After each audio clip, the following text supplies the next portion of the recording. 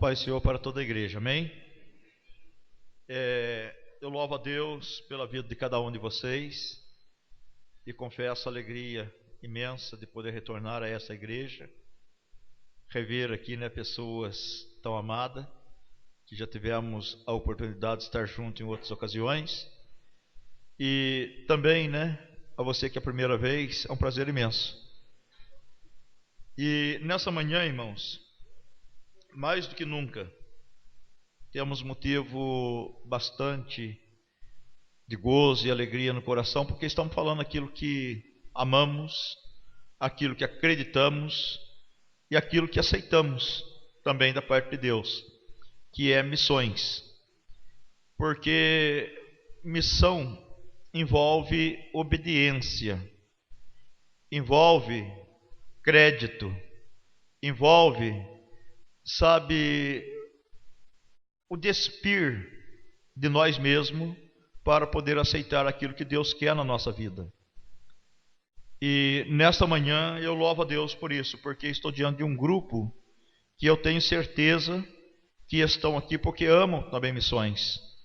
E quando foi me passado o tema que era para me estar falando aqui nessa manhã, eu fiquei assim, sabe, bastante feliz, ensinando missões. E eu falei, eu louvo a Deus, né, porque eu tenho certeza que Deus vai nos ensinar muita coisa. Não é eu que vou ensinar, mas é o Senhor que vai nos ensinar, não é verdade? E o texto que eu trouxe para ser feita a leitura, eu estive com o irmão Eliseu, não falei nada com ele, mas foi o texto que ele leu. Então eu pude dizer também a Deus, muito obrigado. Sei que o Senhor está nesse negócio, né? O Espírito Santo está no comando. E eu quero apenas que vocês conservem a Bíblia aberta, tá bom? Aonde já foi feita a leitura. E para mim é um prazer imenso. Saí lá de São Luís para Itinga num friozinho hoje de manhã cedo, né? Até fui ali dentro agora tirar um pouco da brusa ali que estava queimando, já estava cheirando queimado aqui. Mas, né? Estar aqui com vocês. Amados, quando falamos em aprender de missões, obviamente que não existe nenhum missiólogo na face da terra que tenha mais, sabe, a passar para nós do que um missiólogo que viveu aqui na terra há 2000 anos atrás, que é Jesus. Não é verdade? Então, por tudo que nós venhamos a falar de missões hoje, procurar contextualizar missões nos dias que estamos vivendo, obviamente nós não teremos recurso em outras fontes a não ser a Bíblia Sagrada, que é justamente a fonte digna, e a pessoa que ensinou missões também digno. Até porque vemos hoje o seguinte: para sabermos se é funcional ou não aquilo que está se ensinando, nós temos que esperar algum tempo. E só depois poderemos comprovar que aquilo era funcional, que aquilo era correto e que foi ensinado da maneira certa. Missões, hoje, nós falamos sem medo. Podemos falar de missões. Por quê? Há quase 2000 anos atrás, foi ensinado missões para um grupo de pessoas. E deu tão certo o ensino de Jesus, que eu e você somos resultado dos ensinos dele. Estamos aqui porque aqueles que aprenderam vieram multiplicando as ideias e chegou até nós. E eu e você somos verdadeiramente resultado do ensino de Jesus para aqueles 12 homens corajosos que enfrentaram o mundo de então. Então, amados, nós temos uma tranquilidade em falar de missões por causa disso, porque falamos de uma coisa que é certa, de uma coisa que existe, de algo que é realidade. É só colocarmos em prática do jeito que a Bíblia ensina e ela vai funcionar. E aí nós pegamos então esse texto, e eu gostaria até que alguém lesse para nós o versículo 35.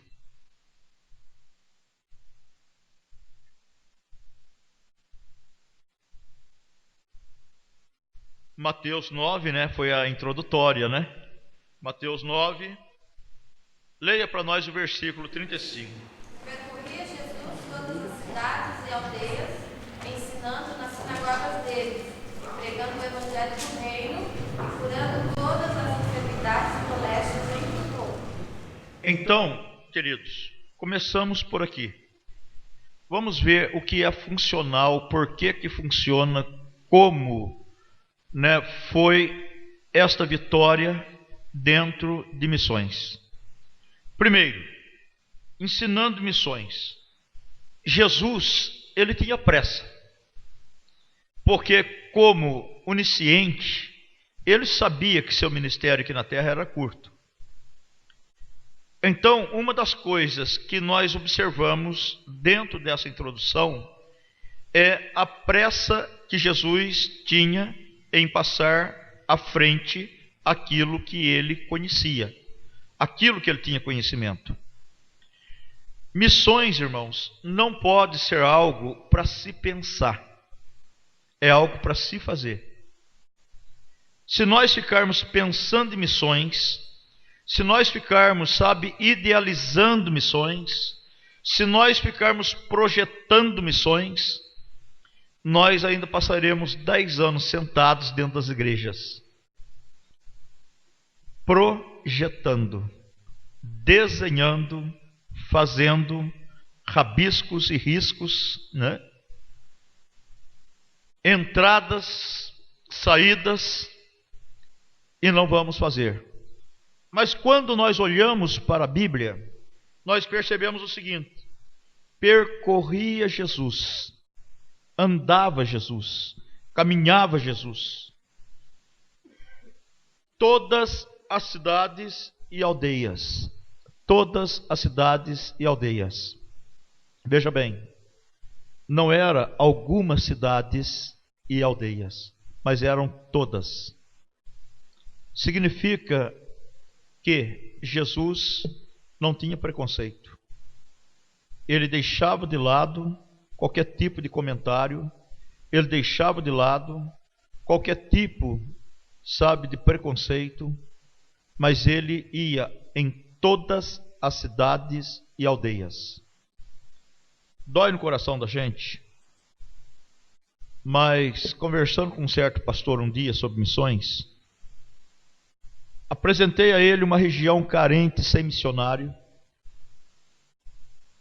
e dentro de uma pesquisa que nós temos para a glória de Deus, ele me disse assim: olha, nós precisamos estar, enviando.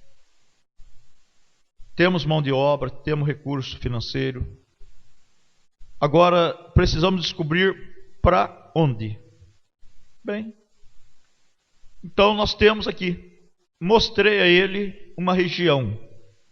E ele disse: bem capaz. Uma região pobre dessa, o que nós vamos tirar de lá?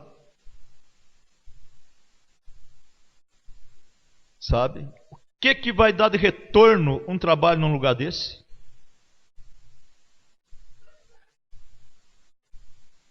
Então, irmão, o que é missão? Buscar dinheiro fora de Tremembé? Na visão desse pastor, infelizmente, era isso. Mas não é na minha, não é na sua, não é na de Jesus. Na visão cristocêntrica, é ir atrás de almas que estão perecendo, sem se importar com as despesas. Jesus nunca preocupou-se com isso. E algumas vezes que os que estavam com ele se preocuparam, ele mandou sentar e alimentou todo mundo. Lembram? Né, quando tinha uma multidão ao lado do Senhor Jesus? E os discípulos ficaram preocupados. Estavam num lugar tão pobre, uma região tão carente. E a preocupação dos discípulos logo foi esta: Senhor, despede o povo.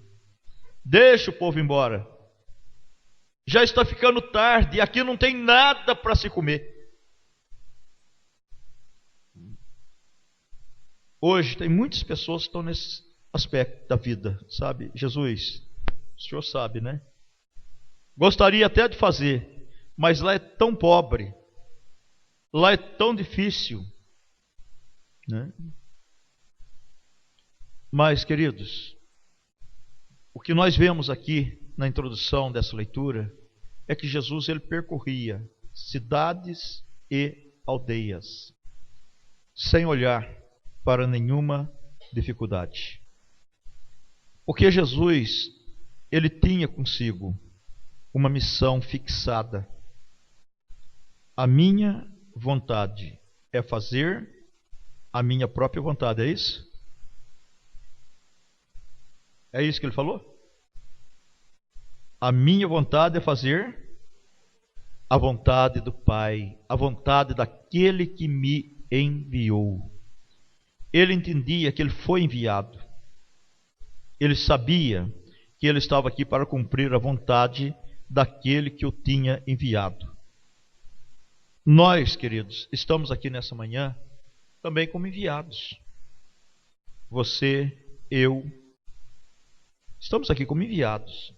O Senhor nos enviou aqui dentro desse templo, nessa semana, para podermos estar analisando, fazendo um retrospecto do que é missão para nós nos dias que estamos vivendo. E com certeza, desde segunda-feira, vocês reunidos aqui, têm ouvido já muita coisa que pode hoje parar, fazer um retrospecto e dizer de você mesmo, uma autoavaliação.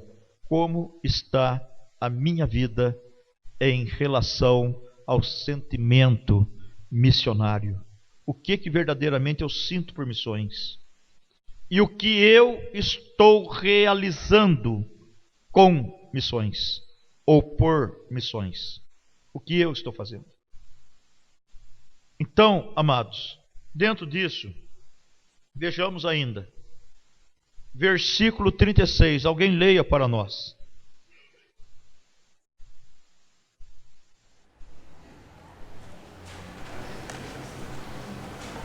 E vendo a multidão, teve grande compaixão deles, porque andavam desgarrados e errantes, como ovelhas que não têm pastor. O que move um missionário? O que move uma pessoa para o campo missionário? Está aqui no versículo 36. É a compaixão. Compaixão não é dó, né? Mas compaixão, sabe, é um amor apaixonante. É algo inexplicável. É você amar sem conhecer. Os casados aqui, né, com certeza se casaram porque se amavam e puderam fazer essa declaração antes do casamento. Por que estou me casando com você? Porque eu amo você, né? Os não casados que estão aqui, com certeza estão vivendo também um verdadeiro amor, estão em busca de um verdadeiro amor. Você ama sem conhecer e muitas vezes sem viver. Você, por exemplo, amar um povo no continente africano. E de repente você começa a amar um povo no continente africano, um povo que você nunca viu, um povo que você nunca conviveu, um povo que você nunca esteve no meio deles. Mas de repente você começa a amá-lo tanto, esse povo, que você começa a chorar por eles. Você começa, sabe, a jejuar por ele. Você começa a passar horas a pensar nele. E aí você vai vivendo como que em função deste povo. Tudo o que envolve a sua vida, esse povo está na sua frente. E você começa a entrar para esse clima que Jesus entrou. Sabe, você começa a amar com amor tão profundo que você começa a enxergar a necessidade deles. Você começa a ver que são um povo, sabe, que estão ali perecendo, que estão ali, sabe, sem condições, que estão vivendo às margens das dificuldades, e você começa a visualizar tudo aquilo, e ao mesmo tempo o Espírito Santo começa a bater dentro de você. Você tem a solução. Você tem a resposta. Você pode fazer alguma coisa. E você então é impulsionado a chegar até eles. É o que levou Jesus, é o que motivou Jesus. Foi esse amor, essa compaixão. Porque diz a Bíblia que ele se estabeleceu aqui entre nós. No original diz que ele armou a sua tenda entre nós. Quando diz que ele habitou entre nós, ele veio morar, ele armou a sua tenda. Ele não veio de passagem, ele não veio como visitante. Eu tenho muito medo desses missionários, irmão, que em espaço de 5 anos, eles foram missionar na Venezuela, na Colômbia, na Patagônia, mas não sei aonde, papá. E quando chegam aqui, eles têm história de 10 povos para contar. Mas quanto tempo o senhor foi missionário? 5 anos.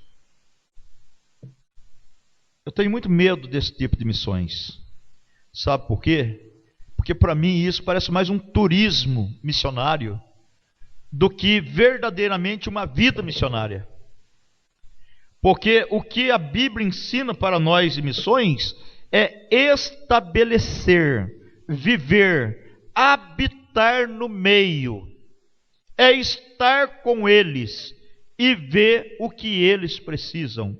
Foi o que Jesus fez. A Bíblia diz que ele armou a sua tenda, ele morou, ele habitou entre nós. Não tenho nada contra ministério itinerante. Se alguém tem um chamado para ser um pregador itinerante e cada final de semana estar num país pregando, que Deus continue abençoando. Precisamos de homens com este ministério. Mas que nós não venhamos a dar título de missionário. E que nenhuma caixa missionária venha tirar do fundo dela para sustentar esses voos e hotéis 5 estrelas por aí. Porque uma caixa missionária é para sustentar quem vai habitar, quem vai morar, quem vai residir, quem vai conviver, quem vai socorrer aquele que precisa. Isto é aprender com Jesus e contextualizar-se ao mesmo tempo. Porque o que nós estamos vendo hoje, vivendo, irmãos, é muitas das vezes o inverso. Trabalha-se, cata lata, papelão, artesanato, doce, e vão vendendo tudo. Só que em Tremembé não faz isso, Aqui todo mundo tem dinheiro, não precisa fazer doce, não precisa catar papelão, não precisa fazer reciclado, não precisa fazer pano de prato, Quando chega no dia de missões, todo mundo vem, enfia a mão no bolso, está aí. Não é assim, na verdade? Missão é feita com dificuldades, queridos. Sabe, missões é a economia do pão, da Coca-Cola, do sanduíche. Sabe? Missões é muito mais do que isso. Missões envolve até o pão da nossa mesa, que às vezes nós desperdiçamos e jogamos fora. A economia do dia a dia, até na qualidade do sabão. Quem quer fazer missões faz assim. É economizando. Estou chorando, sim. Sabe? Mas, queridos, eu estou chorando, sabe por quê? É porque quando eu estou falando com vocês, eu estou recordando de pessoas que amam missões e que eu tive o privilégio de viver ao lado delas. E Deus começa a me trazer à memória estas pessoas. Pessoas que se despiram do conforto. Não, sabe, recusaram a riqueza, não. Mas se despiram da vida que levavam, às vezes, tão confortável, para poder socorrer outros. Passaram a viver na miséria? Também não. Mas passaram a viver uma vida, sabe, com mais modéstia. E puderam dividir aquilo que era supérfluo dentro da sua própria casa, para que isso pudesse chegar às mãos de outros. Eu tive o privilégio de trabalhar na Missão Horizontes por 2 anos. E dando aula na Missão Horizontes, lá em Monte Verde, estado de Minas Gerais, eu fui tão abençoado por Deus que eu cheguei lá na época de um projeto chamado Projeto Radical. E lá nós encontramos 111 jovens preparando-se para missões, num projeto chamado Projeto Radical.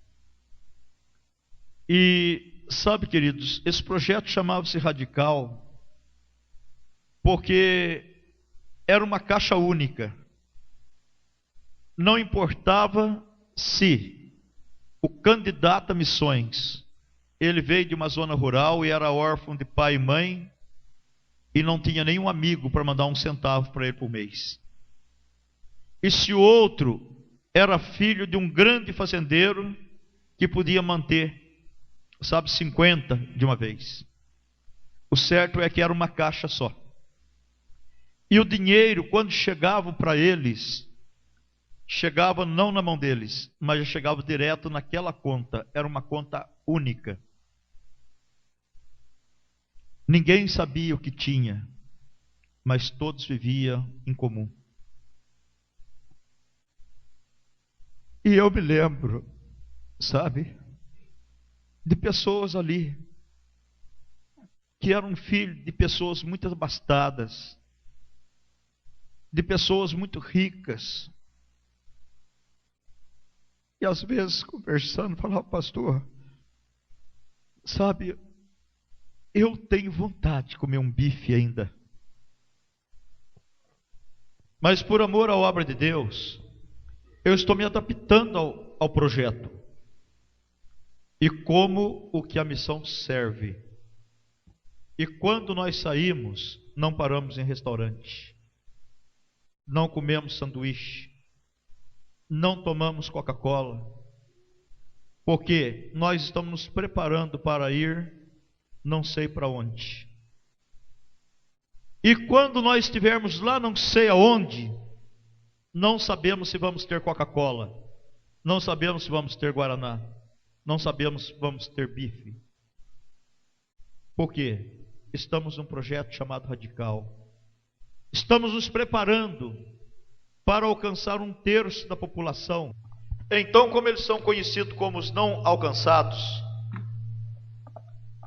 nós estamos nos preparando para ir lá, alcançar essas pessoas. E por isso nós estamos vivendo essa vida. Não é uma questão de, martírio. Não é uma questão, de essa abstinência, mas é uma questão de consciência missionária. E nesses 111 jovens, irmãos, a gente via pessoas ali, tão frágil, tão assim, ao mesmo tempo amadurecido, que a gente sabia que era Deus que estava fazendo aquilo. E nós tivemos o privilégio de trabalhar com aquelas pessoas. E tivemos o privilégio também de, vê-los partindo. Pela primeira vez na história de missões mundial, embarcou em um só avião 101 missionários aqui no aeroporto de Cumbica. Nunca aconteceu isso. Na primeira vez da história de missões mundiais, 101 jovens vestidos com roupas típicas, outros com barbas até aqui, outros de quepá, outros com turbantes, todos de nomes trocados. E foram embora para os povos não alcançados. Alguns nunca mais tivemos notícia, porque não podemos. Estão infiltrados no meio dos muçulmanos, com outros nomes, mas estão pregando a Cristo Jesus. Outros Deus já recolheu, tão jovem. mas Deus já recolheu uma meia dúzia desses que partiram.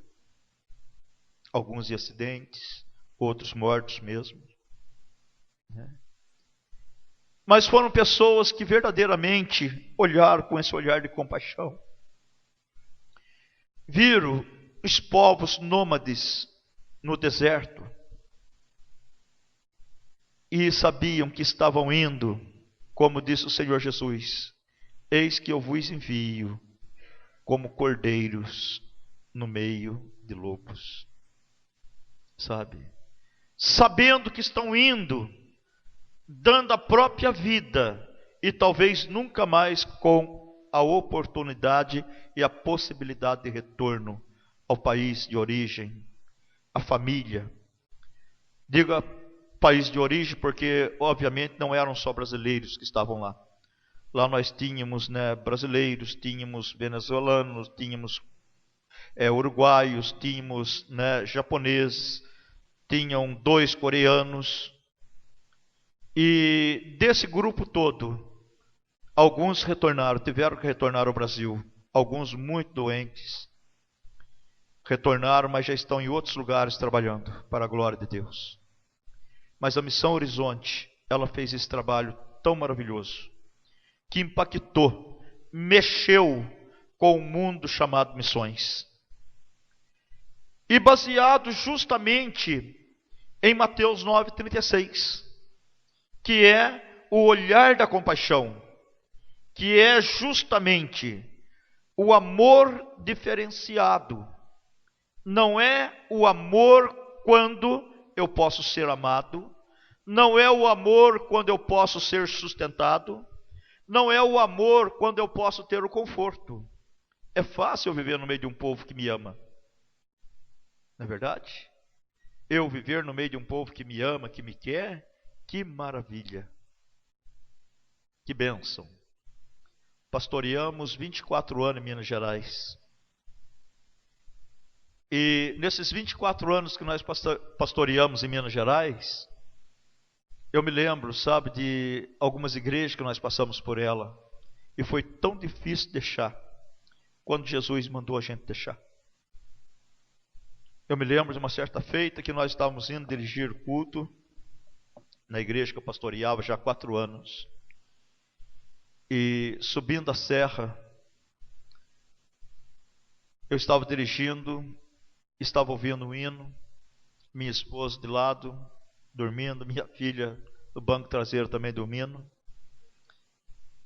E daqui a pouco, quando aquele hino tocava, sabe, Deus começou a falar comigo e eu comecei a chorar. E assim que eu, sabe, estava chorando e aquele hino tocando, minha esposa acordou. Imediatamente começou a chorar também. E de repente ela interrompeu aquele choro e disse: bem, o nosso tempo na igreja venceu.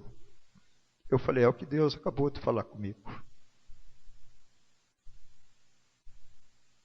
Sabe? E uma semana depois nós estávamos deixando aquela igreja. Foi tão difícil, irmãos, porque nós éramos tão amados naquela igreja. Nós éramos tão amados naquela igreja que foi muito difícil. Mas tinha uma outra igreja que precisava de nós. Fomos para uma outra igreja, onde, sabe, estava o ex-pastor com um processo contra a igreja contra ele. E nós fomos entrar naquele meio. Quão difícil!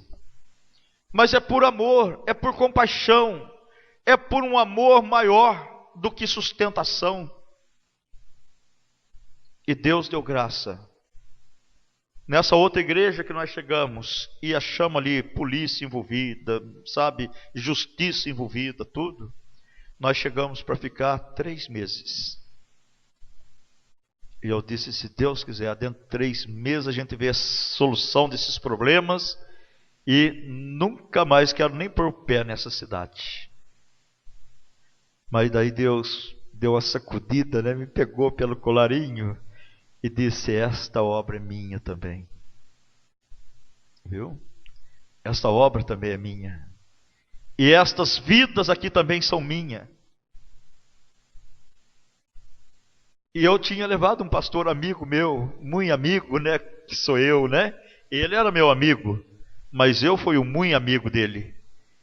Porque eu conversei com o meu pastor presidente, fui atrás desse pastor, meu amigo, levei ele para conhecer a igreja com uma pressa tremenda de deixar ele na igreja e voltar embora para a igreja sede.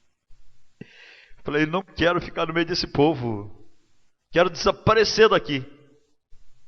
E levei esse pastor amigo meu, Adilson, né? Deixei o Adilson lá uma semana hospedado na casa do irmão. Peguei o melhor irmão que tinha na igreja para recepção, né? Deixei o Adilson lá uma semana na casa deles. Falei, né? Apaixone aí, né? Fique com a igreja que eu vou embora, né?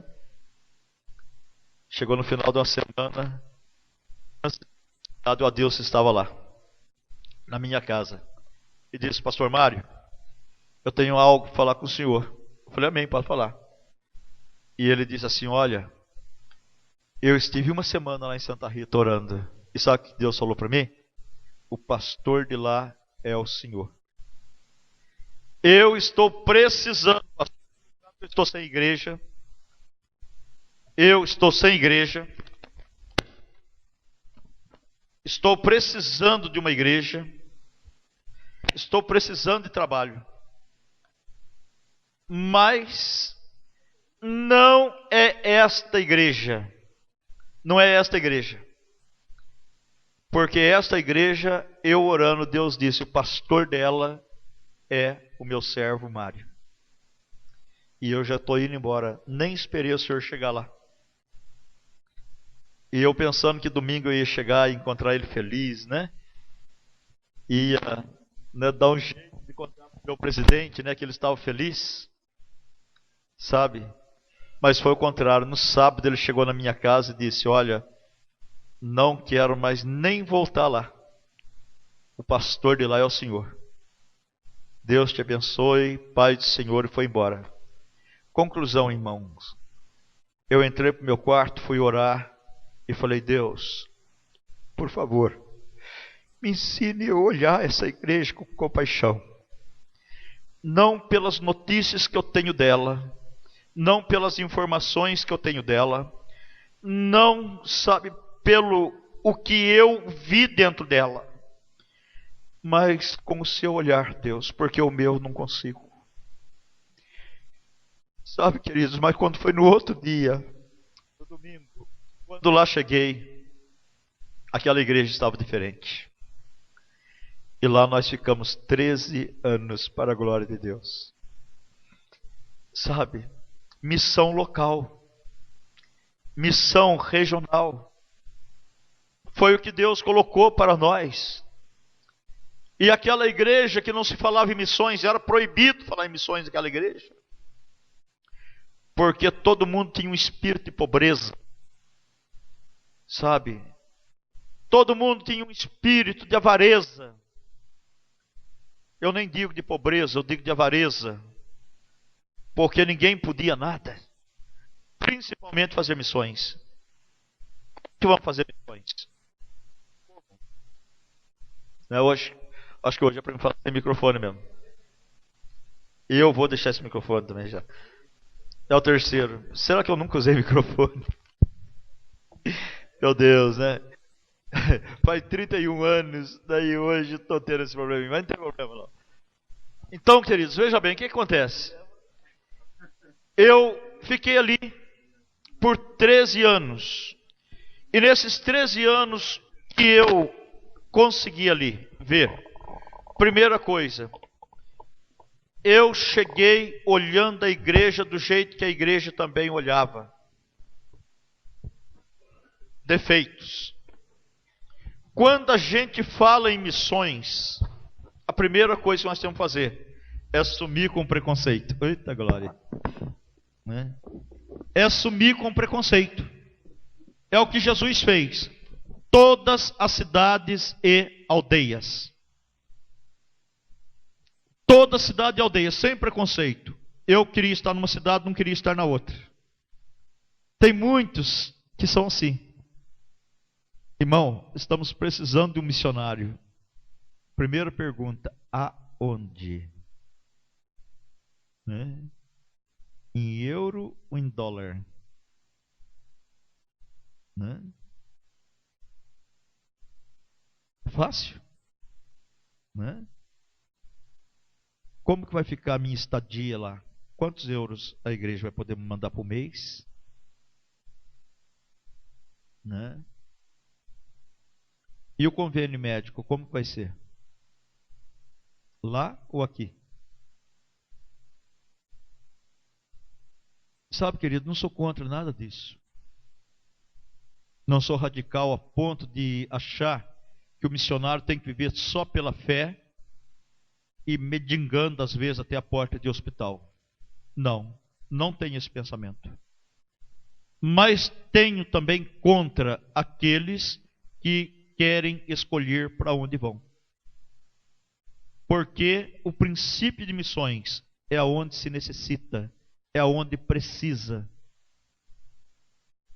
Então, veja bem, chegando nessa igreja, a primeira coisa que comecei a olhar a igreja do jeito que a igreja olhava. Mas quando eu pedi para Deus me dar esse olhar do Senhor Jesus, olhar, sabe, de compaixão, de amor pelas almas, Deus deu. E eu comecei a olhar aquele povo conforme Jesus olhava. Eu comecei a ver que aquele povo era digno de ser amado ali na cidade de Santa Rita, Sapucaí. A igreja, irmãos, ela nunca é má. O povo nunca é má. Mal. Sabe o que acontece? Às vezes são mal ensinados. Às vezes são mal ensinados. E era justamente o que estava acontecendo. Aquele povo nunca foi ensinado sobre missões. E agora eu comecei a orar ali por missões, comecei a trabalhar com eles, comecei a falar de missões. Comecei a levar pregador de fora a falar de missões. E daqui a pouco Deus começou a mexer nos corações. Sabe? De repente Deus começa a mexer nos corações. Alguém chegava para minha esposa e falava assim: irmã Elza, a senhora está fazendo esse crochê, a senhora vai vender? Eu vou. Por quanto que a senhora está vendendo? Ah, se fosse para tal, eu estaria vendendo para tal. Mas como é para missões, eu estou vendendo por tanto. A senhora está fazendo e vai dar o dinheiro para missões? Sim, para missões. Porque para nós Deus dá. E o que eu estou fazendo para missões. Chegava na minha esposa, irmã Elza, tal. Não, é para missões. Para missões? Para missões.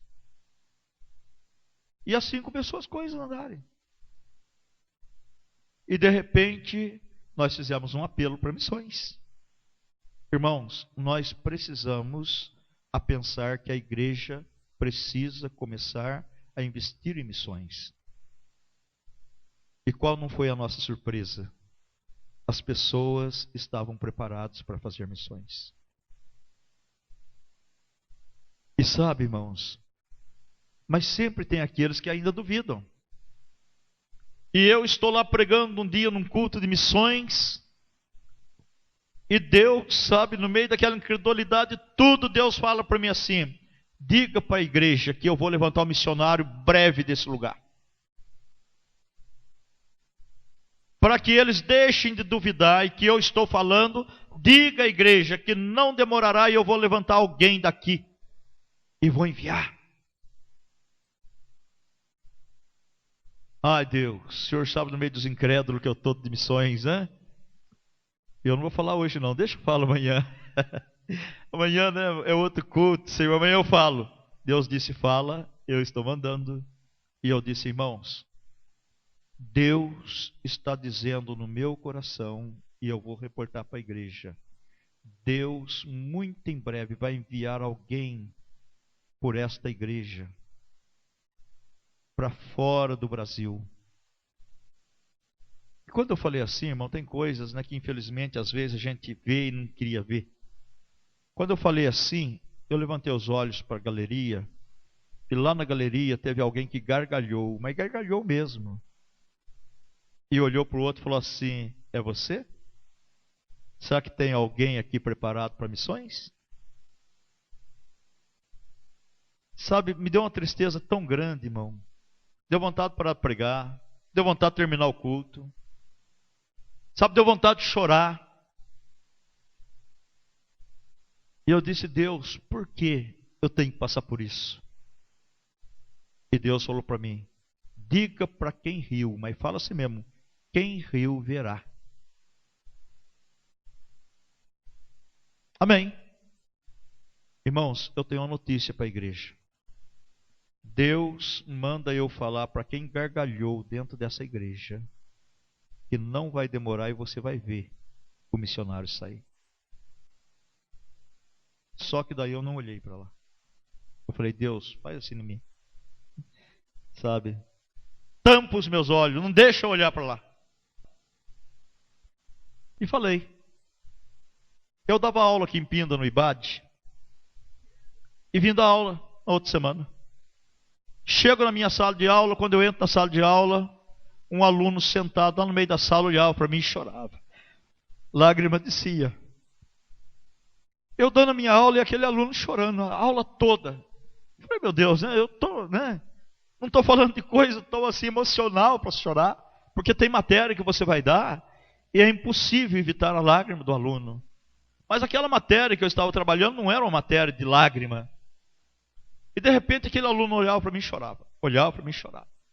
Termina a aula, ele chega em mim e fala assim: pastor, eu preciso conversar com o senhor. Eu falei: pois não. E fui atendê-lo. Aí ele me disse assim: olha, é o seguinte, eu ganhei uma bolsa de estudo na Inglaterra. E o seminário lá na Inglaterra me deu essa bolsa de estudo. E eu vou ter tudo, inclusive até a passagem de ida para a Inglaterra vou ter desse seminário. Acontece que o meu pastor não quer me enviar. Ele acha, sabe, que ele não pode fazer isso e tal, enfim, uma série de coisas que envolve. E eu estava orando e Deus disse para mim, sábado de madrugada, o culto que nós tivemos lá foi de sábado para domingo. E de sábado para domingo também, Deus de madrugada falou com ele: o pastor Mário vai te enviar. Deus disse que o senhor vai me enviar. E eu quero saber do senhor como vai isso acontecer. Eu falei: meu filho, eu não estou sabendo de nada, Deus não falou isso comigo. Ele falou: mas Deus falou comigo, pastor. Eu falei: amém, vamos orar. Mas primeira coisa, eu vou ligar para o seu pastor. Me dá o telefone do seu pastor. Ele pegou, me deu. Eu voltei para outra sala de aula, dei aula e tal. Quando foi depois do almoço, eu fui para o telefone, liguei para o pastor dele. Conversei com o pastor dele, falei: olha, você tem um aluno aqui em Pinda? Tenho, né, fulano e tal. Não, tudo bem. Ele está com um problema, ele me procurou, eu sou o pastor Mário, assim, tal, expliquei, me identifiquei e tal. Ele disse: pastor, é o seguinte, esse menino é um filho. Eu o considero como um filho. Era um dos melhores membros da minha igreja, porque eu tenho comigo que não se envia o pior para um seminário. Se nós temos que enviar para o seminário, temos que enviar o melhor. E eu escolhi o melhor para enviar. Só que hoje ele ganhou essa bolsa na Inglaterra. E não é eu que não quero enviar. Quem não quer enviar é a igreja. Que a igreja acha que ele se desvirtuou, acha que ele mudou o plano, acha que ele mudou o projeto. E a igreja está esperando que ele volte para cá para dirigir uma congregação. E eu disse: pastor, mas esse moço não tem nada para ser dirigente de congregação. Esse moço é um professor. Eu sei disso, pastor. O senhor enxerga isso nele? Eu falei: enxergo. O dom dele é ensino. É doutor na palavra. Porque Deus tem 5 ministérios para a igreja, irmão. 5 dons ministeriais. E os senhores conhecem. E um deles é o doutor. Faz assim comigo, para você nunca mais esquecer.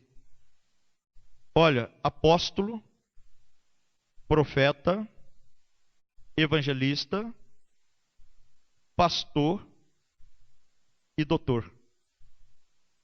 Apóstolo porque mexe com todos. Né? Ele tem acesso a todos os demais. Você pode ver que o outro dedo não tem, ó. Difícil encostar no outro, não é verdade? Mas o apóstolo é aquele homem que coordena um grande campo e que pode falar com todos. Ele tem educação para falar. Ele não machuca a igreja quando ele vai falar. O nosso pastor José Esquiel é um apóstolo. Você nunca viu o pastor José Esquiel machucar um obreiro dentro da igreja. Viu? Você nunca viu o pastor José Esquiel pisar em alguém. Porque ele é um apóstolo. Ele toca em todos com carinho, com maciez, ó. Nem a unha não consegue pôr. Viu? O profeta é aquele que sempre tem uma mensagem direcionada. É o que aponta a direção. O evangelista é aquele que enxerga por cima. Aquele que tem a visão da evangelização. Aonde o pastor não enxerga, o evangelista está enxergando. É ele que descobre os bairros, descobre os lugarejos, descobre aonde precisa. Sabe? O pastor é o dedo da aliança. É o anjo da igreja. É aquele que faz aqui na terra, está feito no céu. Viu? É o homem da aliança que Deus respeita, que Deus ama e que Deus tem trato com ele. E o doutor é o menorzinho de todos. Né? Tadinho do doutor, né? O pequenininho. Não é verdade? Mas ó, é o que coça o ouvido, não é? O coçar o ouvido, né? Dedão. Machuca todo, não é verdade? Mas o doutor penetra lá dentro, ó. Então o doutor é aquele que penetra na palavra. Aonde os outros não entram, o doutor entra. Aquele versículo que o apóstolo fica duvidoso, que o profeta às vezes não consegue, né, que o evangelista passa por cima, que o pastor passa 3, 4 dias meditando nele e às vezes não tem resposta, o doutor entra e traz a resposta imediata para a igreja. E eu disse para o pastor desse moço, irmão, o dom dele é um dom, sabe, de doutor. Ele é um ensinador da palavra. E ele falou, eu concordo plenamente com o senhor. Mas só que a igreja não enxerga isso. A igreja está esperando que nós pagamos seminário para ele e que ele volte a dirigir uma congregação. Caso contrário, pastor, nós vamos cortar a bolsa dele aí no seminário também. Nem o seminário aí nós não vamos mais pagar para ele. Eu falei, pastor, e se eu for ousado e pedir ele para o senhor? O senhor me daria? Ele falou, eu já te conheço. O senhor não me conhece, mas eu já te conheço. E eu te dou ele com muito prazer, com muito carinho, porque eu sei que o senhor vai cuidar dele. Eu estarei mandando a carta de mudança dele para a sua igreja. E fez a carta de mudança para Santa Rita do Sapucaí. Sabe? E 40 dias depois daquela palavra que Deus deu dentro da igreja, ele estava saindo rumo à Inglaterra. Chegou como membro, foi aceito como membro e foi despedido como missionário para a Inglaterra. Para a glória de Deus, hoje ele é diretor de um seminário em Foz do Iguaçu. Seminário Semear, preparando obreiros linguístico, teológico e missiológico. Está lá em Foz do Iguaçu um seminário maravilhoso por ele. Queridos, e a partir dali Deus começou a levantar. Hoje o missionário que o pastor José Esquiel tem lá em Portugal, o pastor Ivaldo, foi levantado lá de Santa Rita do Sapucaí.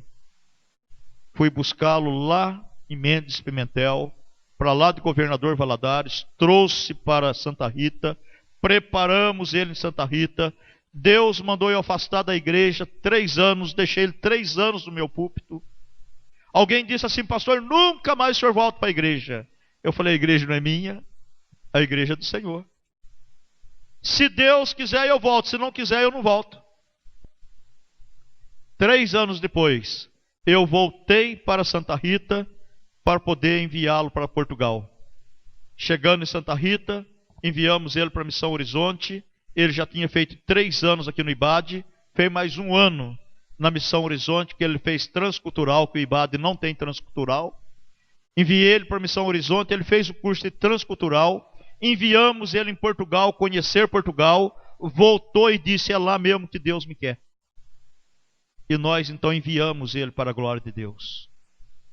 Então, irmãos, esta é a forma de se fazer missão. Olhar com olhar de compaixão. Amar. Sabe, além desse amor que nós falamos, que nós declaramos, é o amor ágape, o amor que vem de Deus. Não é o amor, sabe, conhecido entre nós, o fraterno. Não. Não é esse amor que nós declaramos, marido e mulher, mas é o amor que vem do alto, o amor de Deus pelas almas, aquele amor que Jesus enxergava. Então, para se fazer missões, é dessa forma. E aí, ensinar missões para uma igreja. Como fazer isso? Dentro disso aqui, nós vemos aqui o último versículo, né? Jesus dizendo, olha, rogai, pois, ao Senhor da seara, que mande ceifeiros para a sua seara. Rogue ao Senhor, que Ele mande ceifeiros para a sua seara. E daí no versículo anterior, ele diz, porque a seara é realmente grande, mas poucos são ceifeiros. Então, por que rogar a Deus para mandar obreiros? Porque a seara é grande e os obreiros são poucos. E aí, queridos, como nós já falamos, o que nós temos que ver hoje é a necessidade de cada região. Tremembé hoje está em fazer missão regional, nacional, local. E eu diria para vocês, é o melhor caminho que tem. É fazer aqui para depois poder fazer além. Obviamente, chega um momento que tudo é simultâneo. É aqui e lá ao mesmo tempo. Mas a melhor maneira é começar pela casa. É começar pela cidade. É começar pela região. Até o próprio Senhor Jesus, nos seus ensinamentos aos discípulos, ele disse dessa forma. Comecem primeiro por Jerusalém, Judéia e Samaria. E depois até os confins da terra. Porque, irmãos, olha, o melhor missionário que você vai enviar é o melhor evangelista que você tem aqui. Pastor, eu tenho uma chamada para missões. Sabe? Eu tenho um desejo ardente de missões. Para onde, meu filho? Né? Lá. Né? Aonde? Não é verdade? Sabe, lá para a Inglaterra, pastor. Pastor Mário contou aquele negócio do jovem lá, né? Eu também fiquei com o coração ardendo pela Inglaterra, Reino Unido. Mas tem vergonha de dar um folheto dentro de Tremembé. Nunca convidou o colega de escola de Tremembé para vir participar de um culto. Nunca teve coragem de ir lá no meio de sem terra participar de um culto ar livre. E na escola dominical tem um sono, pastor, que eu não aguento. Vai ser missionário em outro lugar, não é verdade? Menos pela igreja. Não serve. Deus não precisa desse tipo de gente, irmãos. Sabe, Deus não precisa desse tipo de pessoa. Então, como que se levanta o missionário? É aquele que está trabalhando. É a resposta que o pastor do Marcelo me deu quando eu liguei para ele. Eu escolhi o melhor pastor para enviar para o seminário. O melhor porque era o primeiro que chegava na escola. O melhor porque não faltava em um culto de doutrina, num culto de ensino. O melhor porque quando precisava de alguém para o hospital, ele estava no primeiro da fila. O melhor porque, quando era para ir no presídio, ele era o primeiro da fila. O melhor porque era ele que tinha preocupação de ver se ainda tinha folheto para ir para o próximo ar livre. O melhor porque ele vinha lavar a igreja, varrer a igreja, limpar a igreja, porque ele tinha convidado alguém para vir participar do culto à noite. Ele era o faxineiro da igreja, ele era o zelador da igreja, ele era, sabe, tudo da igreja. Mas a igreja não tinha zelador? Tinha, mas ele vinha ajudar o zelador. Ele vinha porque ele amava a igreja. E o pastor olhou para ele e disse: este é um obreiro. Este é um homem que eu posso preparar para a obra. Chamou ele e enviou ele para o seminário. Enviou melhor. Infelizmente, né, nos anos trabalhando com escola, nós já tivemos o inverso disso. Viajei uma vez, devolvi um aluno aqui de Pindo, o pastor João Colendo me chamou e falou: pastor Mário, preciso devolver uma benção, o senhor pode fazer isso para mim? Eu falei: passo, pastor, não é a primeira vez. Então vai levar esse moço lá em Panambi, no Rio Grande do Sul. Chega lá e diga para o pastor dele tudo o que aconteceu aqui. O senhor, como professor, o senhor já tem seu relatório, o professor tal tem um relatório dele, o outro tem um relatório, eu tenho meu relatório como diretor, está aqui, o senhor junta tudo, chega lá e mostra para o pastor. Cheguei lá, o pastor estava lá. Tudo bem, pastor Mário? Tudo bem? O senhor gosta de um chimarrão, né? Eu falei: gosto. Então vamos tomar um chimarrão primeiro, vamos. Mas só que tem pressa, pastor, tem que voltar hoje mesmo. E eu vim aqui para conversar com o senhor sobre o moço tal, né? E trouxe aqui um relatório do meu diretor, tal, né? O moço está entregue, né? Ele falou assim: eu já sabia, irmão. Toda a vida foi um problema dentro da igreja. Eu mandei ele para o seminário para ver se ele mudava de vida.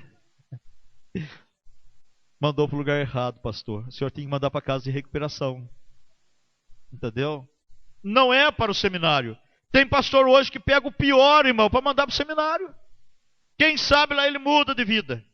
Não é verdade? Não, nós estamos precisando já de pessoas comprometidas. Lembra-se que eu comecei minha fala hoje dizendo que Jesus tinha pressa.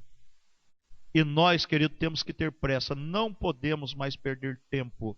Temos que buscar os melhores, selecionar o melhor. Sabe? Orar e pedir que Deus levante o melhor da nossa igreja para fazer missões. Porque missão, irmão, é um trabalho que é tido como a menina dos olhos de Deus. Por que que se diz isso? Porque trata-se das almas que ainda não estão alcançadas. E todas as vezes que o missionário sai para fazer a sua missão, ele está justamente dizendo para Deus: obrigado por ter enviado seu Filho Jesus Cristo. Ele está reconhecendo a obra redentora de Cristo na cruz do Calvário. Porque a mensagem não é outra, a mensagem é essa: que Cristo morreu para que todos aqueles que nele crê não pereça, mas tenha a vida eterna. Então essa é a mensagem do missionário, da missionária. Esta é a mensagem de missões, é que Deus deu o seu Filho, porque Ele ama o mundo de tal maneira, sabe? Essa tal maneira não tem expressão na linguagem humana. O amor de Deus não se encontrou expressão humana, por isso o evangelista escreve: de tal maneira. E aí, irmãos, eu vou caminhando para concluir o que Deus colocou no meu coração, dizendo para vocês que a igreja, ela tem uma tríplice missão. E essa tríplice missão, com certeza, essa semana vocês já ouviram falar dela. Mas eu volto a refazer, falar alguma coisa que Deus colocou no meu coração. Que a missão da igreja, em primeiro lugar, é para com Deus. Em segundo lugar, é para com ela mesma. E em terceiro lugar, é para com o mundo. Em primeiro lugar, para com ela, para com Deus. A igreja que ama missões não tem jeito de amar missões se primeiro ela não ama Deus. E se ela ama Deus, não tem jeito de amar a Deus e não obedecer a Deus. Então a primeira missão nossa como igreja é para com Deus. E aí, quando se fala de missão para com Deus, nós temos que analisar como que está, em primeiro lugar, a nossa audição para ouvir Deus. Na verdade, estamos ouvindo Deus como devemos ouvir? Ou será que não estamos ouvindo Deus como devemos ouvir? Você já viu aquela televisão que tem que assistir de dois? Um do lado de fora arrumando a antena e o outro lado de dentro dizendo se está bom? Né? Daqui a pouco troca, né? Tô cansado de ir lá fora, agora vai você, né? E daí o outro sai lá, dá um toquinho na antena. Tá quase bom, mais um pouquinho, para direita, para esquerda, não é verdade? E daí de repente, né? Não se ouve nada. Daqui a pouco a imagem rodando, né? Não se vê nada. Daqui a pouco você está vendo a imagem de um e a voz do outro. Piorou, daí que não entende mesmo. Irmão, nós temos que acertar a nossa sintonia com Deus. A missão da igreja para com Deus é estar sintonizado com Deus. Temos que estar sintonizado. Se nós estivermos sintonizados com Deus, nós vamos ouvir bem e vamos ver bem o que Deus está querendo de nós. Mas se nós não estivermos bem sintonizados, nós vamos ouvir um chiado tremendo. Não vamos entender o que Deus está falando. E aí tem muitas igrejas, muitas pessoas dentro das igrejas que não estão entendendo o que Deus está falando. Deus está falando, vai, e Ele está dizendo, espere. Vai, e Ele está dizendo, né? Deus, mais um momentinho. Vai, e Ele não está entendendo esse vai de Deus, que esse vai é imperativo. Que esse vai tem urgência. Ele não está entendendo isso. Mas, queridos, quando nós estamos bem sintonizados com Deus, nós temos uma ótima audição, não é verdade? Nós ouvimos, entendemos, compreendemos, obedecemos e vemos ao mesmo tempo a necessidade. A coisa mais difícil que tem é uma igreja sem visão. É uma igreja que não consegue visualizar o que Deus tem para ela. Mas quando nós encaramos que a nossa primeira missão é para com Deus, a primeira coisa que nós procuramos é uma sintonia com Deus. E uma igreja sintonizada com Deus, o pastor não tem trabalho com essa igreja. O pastor não tem luta com essa igreja. O pastor só tem alegria com essa igreja. Porque há uma sintonia dentro dela. E eu louvo a Deus que eu vi isso aqui essa semana. Uma sintonia dentro da igreja de Tremembé. Parabéns, pastor. Viu? Olha, parabéns para vocês. Todos os departamentos da igreja trabalharam em cima de um tema chamado missões. E eu sou grato a Deus, irmão. Sabe por que quem faz isso? É uma igreja que está em sintonia com Deus. É uma igreja que está obedecendo a Deus, porque missão não é de 3 ou 4 ou meia dúzia que faz parte de um departamento chamado missões, não. Missão é uma obra de toda a igreja. E eu vi aqui, olha, toda a igreja envolvida com missões. Eu fiquei feliz quando o pastor Francisco me reportou isso. Que o trabalho estava começando, né? Na segunda-feira e que ia tocar. Depois a simpatia de irmão Eliseu foi me levar a carta, né? Chegou lá e explicou mais uma vez, pastor, a igreja inteira trabalhando. Meu coração ardeu de gozo. Eu falei, Deus, obrigado, porque é uma igreja que está em sintonia. É uma igreja que está ouvindo. Que missão é um compromisso desde o mais criança até o mais idoso da igreja. Não é verdade? Missão é de todos. Aleluia. Então, queridos, essa é a primeira missão. Sintonia com Deus. Não tem perigo. Você vai cumprir essa missão. A segunda, né, que é a missão para com ela mesma. A igreja tem como segundo tópico aqui uma missão para com ela mesma. Qual é a missão da igreja para com a igreja? É conservar-se santa diante de Deus. Irrepreensível diante de Deus. Essa é a missão dela. E cuidar bem dos seus filhos. Porque os filhos dos filhos hoje serão os pais dos filhos amanhã. E se nós não cuidarmos bem dos nossos filhos hoje, os nossos filhos amanhã terão filhos para o mundo. Mas se nós cuidarmos bem dos nossos filhos hoje, os nossos filhos amanhã terão filhos para Deus. Aleluia. Então, esta é a missão da igreja para com ela mesma. Cuidar dela, zelar dela, sabe? Trazer para ela aquilo que é o de melhor, que é a palavra. Conservar as crianças crescendo na sã doutrina. Alimentar-se diariamente com a palavra de Deus. E aí você vai ver que esta igreja, ela não incha, mas ela cresce. Sabe? Ela cresce através do evangelismo, ela cresce através daqueles que vêm e gostam e ficam, que chamamos crescimento por transferência, e cresce através dos filhos biológicos. Então a igreja, ela cresce de 3 formas. Quando ela cumpre a sua missão para com ela mesma. Quem está marcando, marque aí. Ela cresce através da evangelização.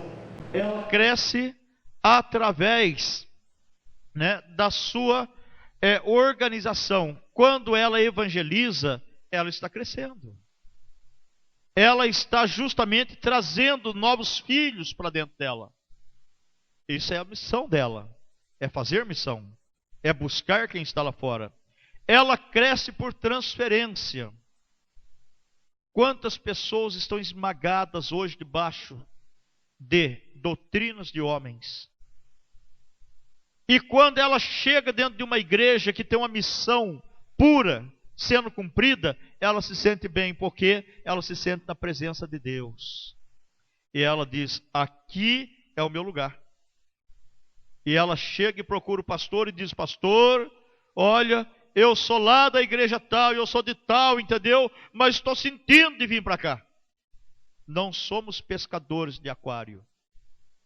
Mas aquele que chega pedindo, também não podemos dizer para ele: não tem lugar para você.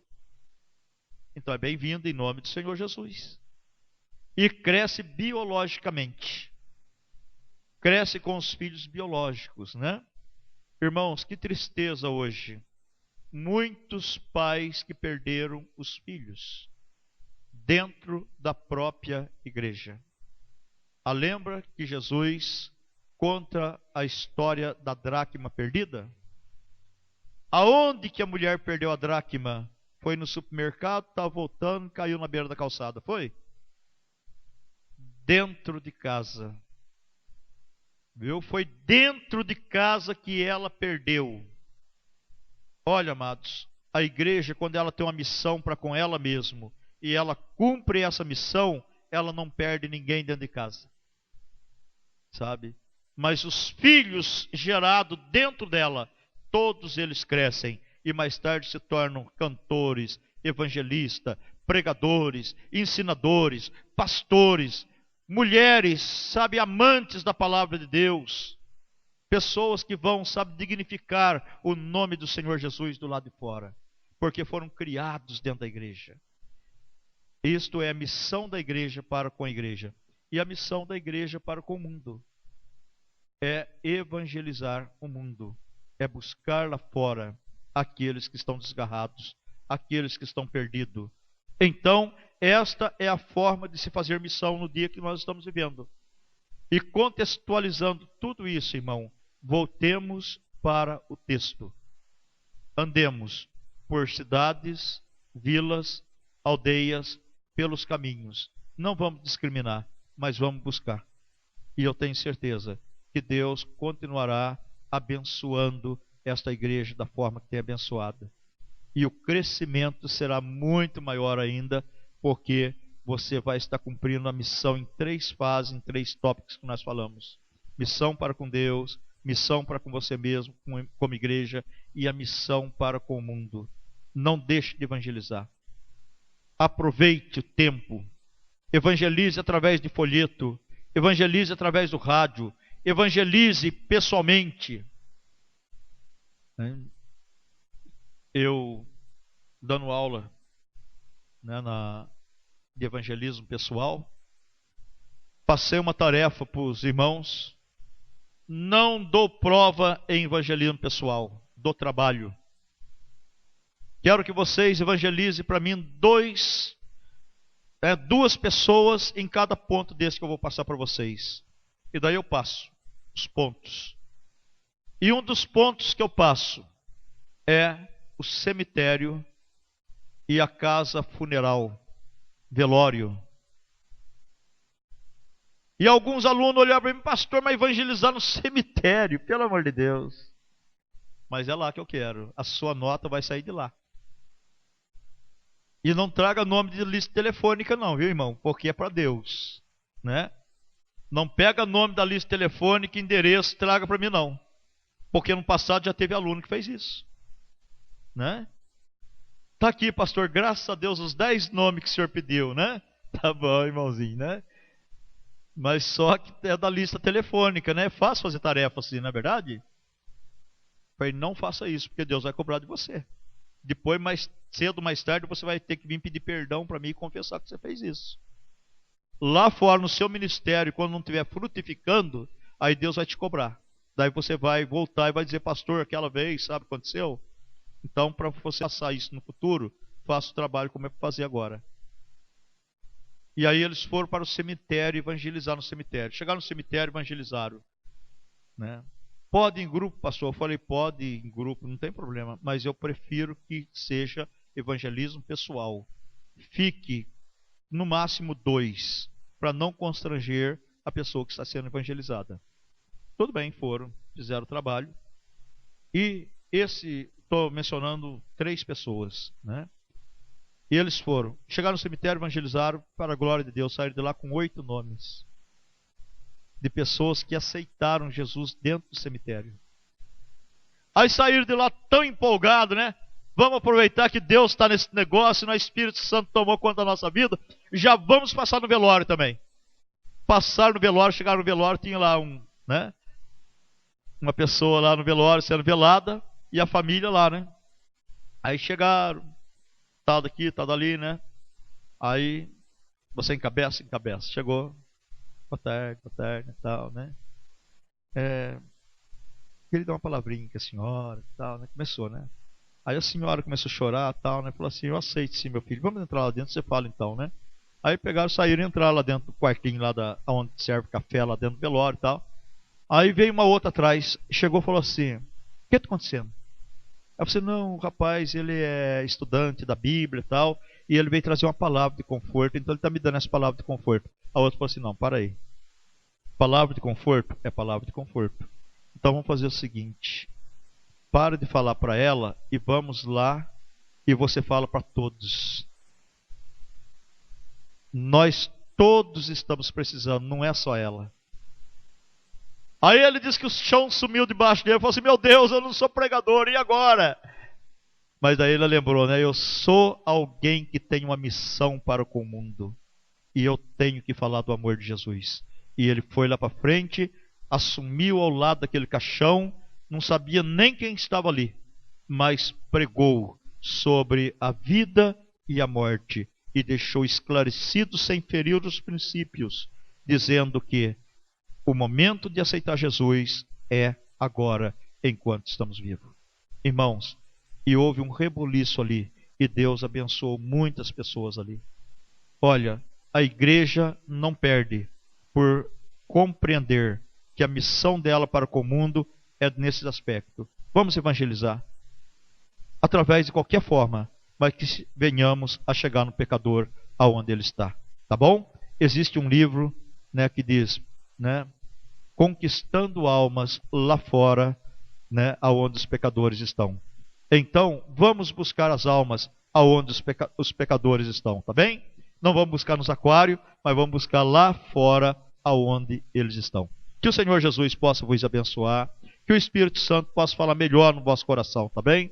E estamos de braços abertos para poder estar falando alguma coisa de missões a mais com vocês, se vocês tiverem interesse, quiserem saber alguma coisa, tá bom? Em nome do Senhor Jesus, amém. Muito obrigado ao meu pastor Francisco, irmão Eliseu, e aos demais coordenadores desse trabalho, que lembraram do meu nome, que colocaram o meu nome na lista. O Senhor Jesus possa estar vos abençoando e recompensando por esse carinho demonstrado, por essa confiança. Muito obrigado. Amém.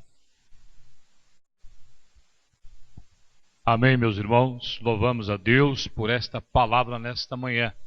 Palavra de conscientização missionária para nós. Entre todas as explicações que o irmão Mário deu nesta manhã aqui, quando ele falava da congregação que ele dirigiu, dos trabalhos, irmãos, a melhor coisa que tem na nossa vida, na vida de um crente, é quando ele é exaltado pelo Senhor. E muitas vezes nós passamos por dificuldades, problemas, mas a vitória ela vem do Senhor na nossa vida. Eu tenho muita liberdade, como os irmãos sabem, com o pastor Vicente. Eu tenho o nosso pastor quase que como um pai. E às vezes a gente brinca muito, mas eu sempre ouvi do pastor Vicente. É o que o irmão Mário disse, melhor é orar. E o pastor Vicente é um homem que Deus, ao longo da sua caminhada, sempre o exaltou. É um exemplo para nós aqui em Tremembé. Mas ele sempre me ensinou a estar olhando para Jesus. E é isso, irmãos, que nós precisamos fazermos. Olharmos para o Senhor. Entender aquilo que o Senhor tem para nós. Qual é o propósito de Deus na nossa vida. E entre as explicações do irmão Mário, no chamado e no ser escolhido por Deus, quem nos exalta é o Senhor. Às vezes a gente passa por circunstâncias difíceis e lá na frente o Senhor ele nos exalta. Interessante, meus irmãos, que geralmente quando se cria alguma perseguição em cima de determinado elemento, em cima de determinada pessoa, quando nós perjuramos muito alguém, sabe o que o Senhor faz? Ele coloca você a depender daquela pessoa. É Deus que faz isso. Então nós temos que termos um cuidado naquilo que nós falamos, naquilo que nós praticamos e ter uma vida diante de Deus e entendermos o que o Senhor quer de nós, o que o Senhor quer que nós juntos fazemos e buscar somente do Senhor, andar segundo a direção do Espírito Santo de Deus.